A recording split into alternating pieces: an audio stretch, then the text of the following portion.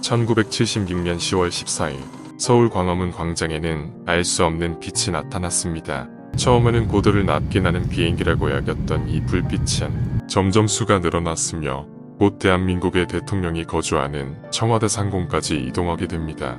같은 시각 수도 방위사령부 산하 항공여단에서도 허가받지 않은 해당 비행 물체를 포착하였고 이내 격추태세에 들어갔습니다.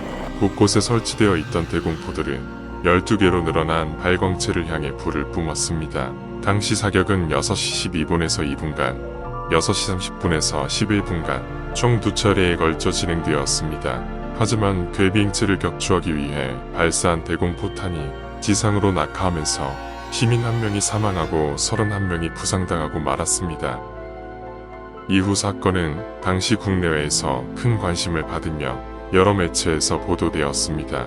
하지만 서울 UFO 격추 미수 사건이 발생한 다음 날 국방부는 국방위원회를 소집하였으며 이 자리에서 UFO 정체를 부정했습니다. 대신 괴비행체에 대해 노스웨스트 항공의 보잉 707 화물 전세기 한 대가 청와대 상공 비행 금지 구역으로 들어와서 위협 사격을 가한 거라고 발표하였습니다.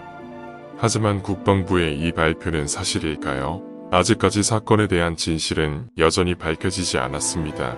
이후 사건에 대한 모든 자료는 삭제되었으며 국가문서 어디에도 그 흔적이 남아있지 않습니다.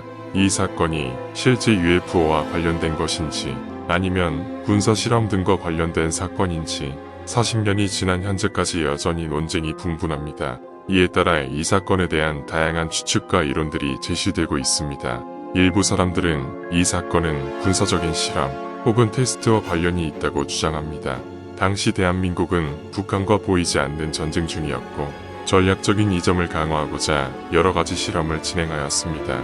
이 사건 역시 그러한 실험 중 하나라고 주장합니다.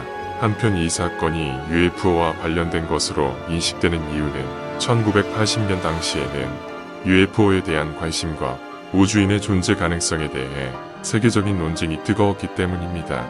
이외에도 그 당시 대한민국에서는 다양한 UFO 목격담이 제보되었습니다.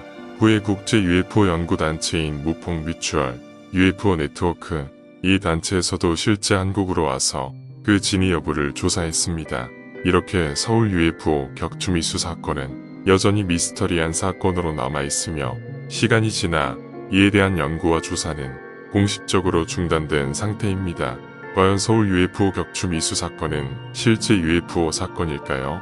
아니면 민간에게 퍼져가지 않은 조용한 전쟁이었을까요? 그림자 이야기였습니다.